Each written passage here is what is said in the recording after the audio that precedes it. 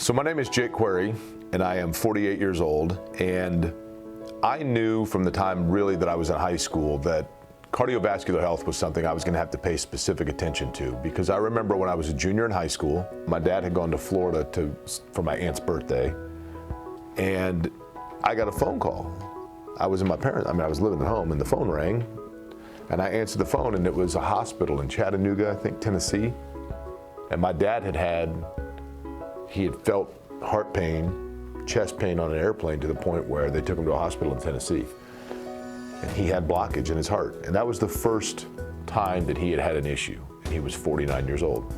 And by the mid-90s, when I was in college, he then had a full heart attack where he had a stent put in. Actually, originally, he just had an angioplasty. And the angioplasty didn't hold. And so then a few days later, he went back in a second time. So now the third total incident, and they put a stent in him. And that would have been in the mid-90s. And I remember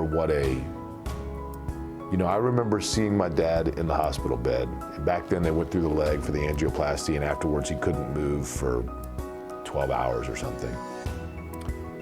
And it was like looking in my own crystal ball. I mean, it's my dad, so that's the first concern, right? Is like, man, here's the guy that jumped off top high dive at Som Park when I was a kid, and was always shooting baskets with me and whatever else, and here he's laying immobile. It's very somber, it's real. But I also knew, okay, well, that's my roadmap. And fortunately, he is still alive today and still in good health. But I knew in seeing that example that this was something, genetically speaking, that I was gonna have to really pay attention to. And I'm not gonna lie to you, I would love to say that in my late 30s or early 40s, it was specifically because of my heart health that I became more conscientious of things. But part of that too is I'm, very self-absorbed, and I was starting to gain weight, and I thought, I want to slim down a little bit here. So I started exercising, but I was also well aware of the fact that making sure that I was in shape and exercising and running was good for my cardiovascular health, because I always felt like a heart attack was around the corner for me, because I knew that I could do the things that were in my control, working out cardiovascularly, and then my diet as well. I was just very aware of what I was eating and what it meant for my heart. I read all of the different things from the American Heart Association and stayed on top of it. And then things really changed for me in a good and bad way when I was 48 years old. It actually happened on October 22nd. I had a friend in from out of town here in Indianapolis and had just sat down for dinner, and all of a sudden my entire left arm went numb. It felt like somebody had put a tourniquet on my arm and tightened it as tight as they could get it without me even seeing it happen. And it wasn't gradual, it was instant.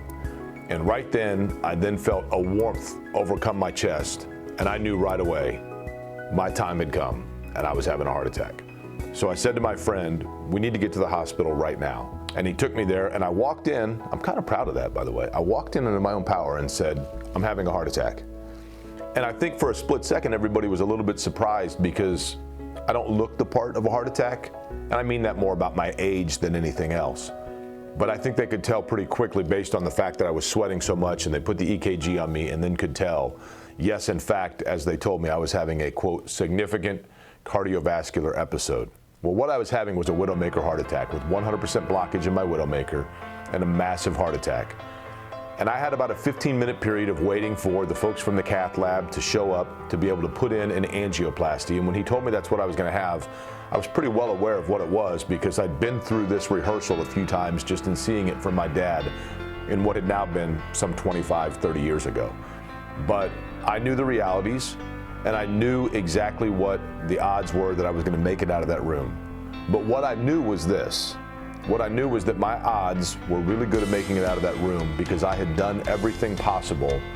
Look, sometimes when it comes to genetics and it comes to your body, you can't necessarily fight the way you were made up. But you can put yourself in position when the big game comes to make sure that you're prepared. And I'm really lucky and I'm really blessed that my heart was prepared. So they had the angioplasty, they went in, they put the stent in me, and I was incredibly blessed to find out the next day that I had very minimal damage to the muscle of my heart. So, where do I stand now? I knew the second that balloon went through that life had changed for me. And it changed for me not from my approach or my awareness about my heart, but rather what I felt was a responsibility to make sure that other people that might benefit from it, I get the word out to them. The American Heart Association helped me know about all of those signs for some 20 years before it happened to me. And now I just kind of feel like the American Heart Association is kind of my partner, I guess, in making sure that I get the word out to somebody else who might benefit, so that when their moment comes and their big game arrives, their preparation too helps them get out of that room.